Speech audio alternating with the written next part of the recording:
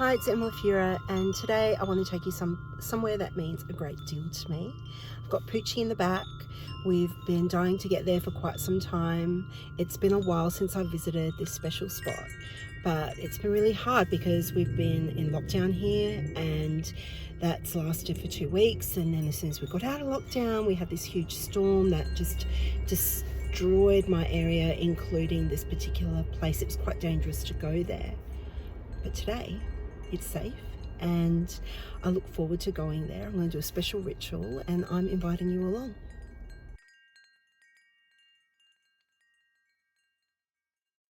So we're here now. This is my old neighbourhood, and I lived here for a very long time and got to know the Yarra River very well around this area. I haven't been back here in quite some time. I moved out of this area, so this is around Bulleen and Heidelberg. I moved out of this area about 5 years ago. We bought our house. But before that, we lived here for a decade, and I got to know this river very well. I grew a relationship with this river that took time and effort, but it ended up being one of the most rewarding relationships I've had with another being, particularly when I lost my mum. So I think in the West, we don't really talk much about grief or loss, and yet we're all confronted with it at some point or another. And I wanted to share some of the ways that I processed my grief and unpacked it, healed, and was also able to hold space, not just for myself, but for my mum. I will go into other facets of doing that with other clips in the future, because it was a multi-dimensional approach, because the situation was so complex. I feel like I'm in a good place now to share some of that story with you, and I hope it fills a void, because I think there is one.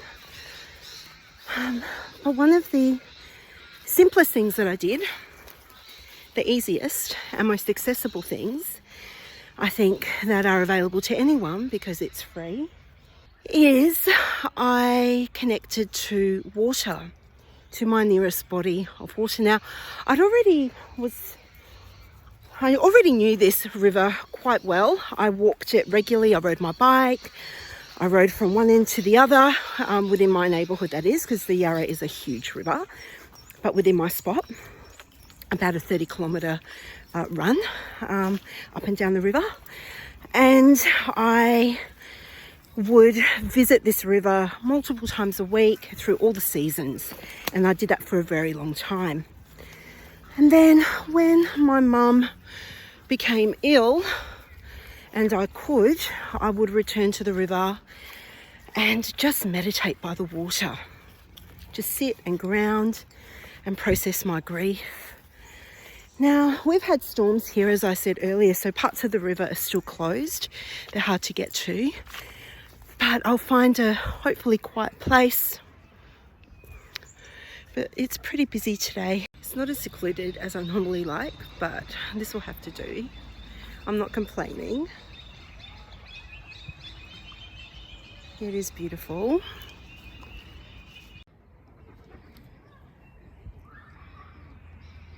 I love all the sounds near the river, the sounds of children and birds and families. It's certainly not a hidden spot, but it is still a beautiful and magical one to me. So in my backpack, I've packed the things that I need. A little portable altar. Here's a look. So in this bag, we have matches, some sampolo,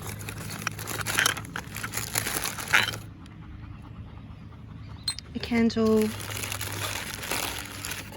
a shell, and some rose petals.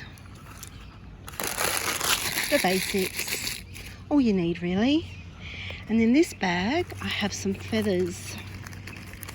Now these feathers belonged to my mum's bird. She had a rosella, and that bird was given to her by her grandson's wife, who is a vet nurse. And this little bird had been injured and unable to be let out in the wild, and was given to my mum to rehabilitate. She loves it here. And that's how she got the bird. She called the bird Mimi after my daughter because it was so pretty. So here's my altar, and it's ready for me to light the candle. The purpose of this altar is just to send my mother some love, just messages from us. Hence the feathers are about messages and news. The rose petals are about love and healing. Once I light the candle, that will act like a beacon, like a light to her across the veil to call her to my message. And I will then light the incense and say a prayer, because that acts as a conduit for my words to reach her. Manulamu Sagapo. My beautiful mum, we miss you. We speak your name often. Your memory and your stories live on forever in our hearts. What is remembered lives.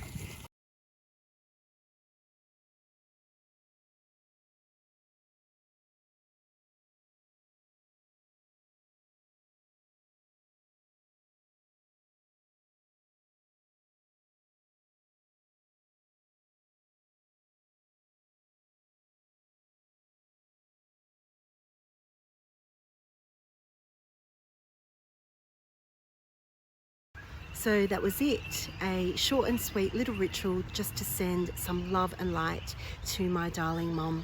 I'll be taking everything with me, not including the feathers. They'll stay as a little offering to both the river and the spirit of place. I hope this has inspired you or given you some ideas in ways that you can also honour your beloved dead. And until next time, it's goodbye from me.